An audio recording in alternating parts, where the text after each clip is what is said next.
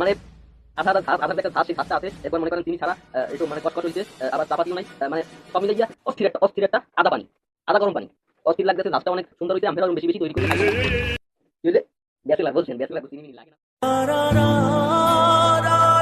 বলছেন। তখন চিনি ছাড়া চার রিভিউ দিতে হইলে এই হচ্ছে আমার কি দেখ ব্যাচেলার বলছেন, ব্যাচেলার তো তাও লাগে না। আসসালামু আলাইকুম ওয়া রাহমাতুল্লাহি ওয়া বারাকাতুহু। আমি সানি আজকে আম্মেগো ধারে আইছি একটা ফুড রিভিউ করতে। এখন বাজে রাইতে একটা এই মধ্য রাইতে আম্মেগো লাগে মুই ফুড রিভিউ করব। এখন কি ফুড রিভিউ করা যায়? বাংলাদেশে প্রচুর পরিমাণে ফুড রিভিউ বাইরে গেছে, কিন্তু বললাম মুইও একটা ফুড রিভিউ করি। তো আজকে ফার্স্ট আম্মেগো লাগে প্রথমে আমি চায়ের চা। এখন চায়ের রিভিউ দিব চা। আমার চা বানাইতে হইলে কি কি লাগবে? এই হইছে আমার এই চা বানানোর জন্য একটা জগ আনছি।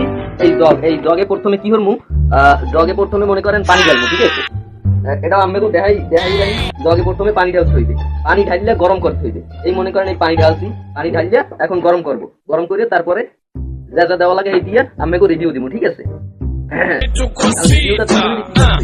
গ্লাসটা দিলাম, গরম হয়ে গেছে, পানি গরম হয়ে গেছে। এই পানি এখন প্রথমে চিনি নিতে হইবে, বুঝছেন? চিনিটা আমি এটা থুই লই আগে জায়গা মতো।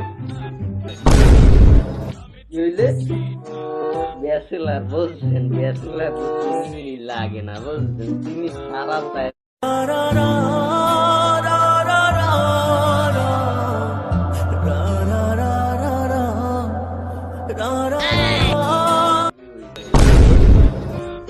চিনি সারা চায় রিভিউ দিতে হইলে এই হচ্ছে আমার টি ব্যাগটা খুললাম।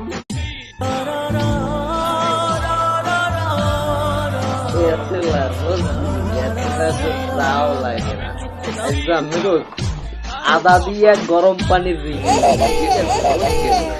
এই মনে করেন গরম পানিতে আদা দিল, ঠিক আছে? আদা দিয়া মানে আধার যে একটা ঝাঁজ, সেই ঝাঁজটা আছে। এরপর মনে করেন চিনি ছাড়া একটু মানে কসকস হইছে, আবার চাপাতিও নাই, মানে সব মিলে গিয়া অস্থির একটা আদা পানি, আদা গরম পানি। অস্থির লাগতেছে, ঝাঁজটা অনেক সুন্দর হইছে। আপনারা ওরকম বেশি বেশি তৈরি করে খাইতে পারেন এবং মানুষের খাওয়াইতেও পারেন।